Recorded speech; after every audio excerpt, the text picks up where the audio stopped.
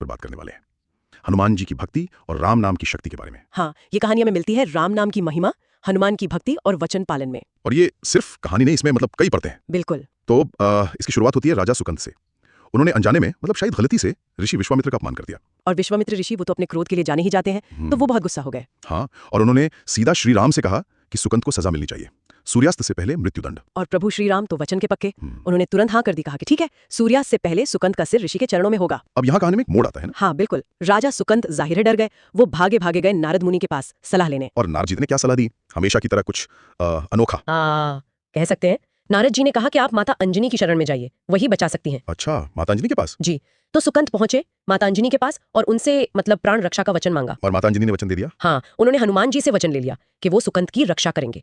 अब सोचिए जरा हनुमान जी की स्थिति। वही तो मैं सोच रहा था, एक तरफ प्रभु श्री राम का आदेश, उनका संकल्प, और दूसरी तरफ अपनी माँ को दिया वचन, सुकंद की रक्षा का वचन। मतलब ये तो एक भीषण धर्म संकट था हनुमान जी के लिए। सही कहा, स्वामी भक्ति या मातृवचन, क्या चुने? बिल्कुल, और यही हनुमान जी की महानता और उनकी बुद्धि दिखती है। उन्होंने सुकंद को डरे रहने की बजाय एक रास्ता सुझाया। क्या रास्ता? राम नाम जपने का।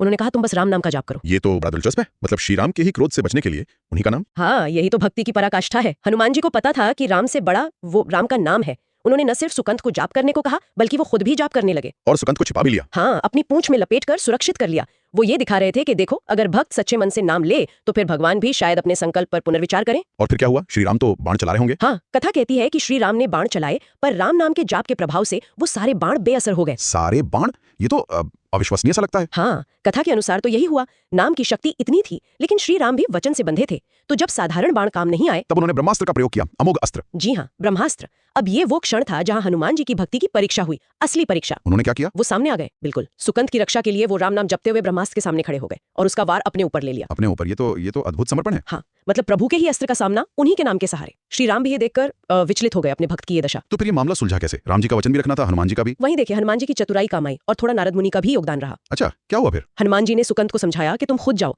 और ऋषि विश्वामित्र के चरणों में अपना सिर रख दो, क्षमा मांगो। ठीक है। तो जैसे ही सुकंद ने सूर्यास्त से ठीक पहले अपना सिर ऋषि के चरणों में रखा, नारद मुनि वहां प्रकट हो गए। हाँ, और उन्होंने क्या कहा? नारद जी ने कहा, प्रभु श्री राम, देखिए आपका वचन पूरा हो गया। कैसे? सूर्यास्त से पहले राजा सुकंद का सिर ऋषि विश्वामित्र के चरणों में है। सिर कटा नहीं, पर चरणों में तो आ गया। अरे वाह, क्या कमाल का समाधान निकाला। मतलब राम जी के वचन की लाज भी रह गई। हाँ, और सुकंद के प्राण भी बच गए। और सबसे बड़ी बात, हनुमान जी का अपनी माता को दिया वचन भी पूरा हो गया। और ऋषि विश्वामित्र, उन पर क्या असर हुआ इसका?